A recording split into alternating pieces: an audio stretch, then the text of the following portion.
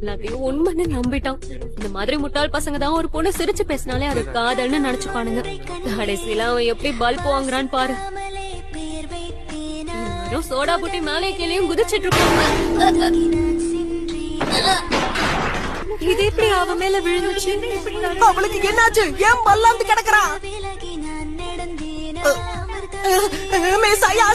Soda புட்டி வரியா வீட்டுக்கு ஒன்னா போலாம்.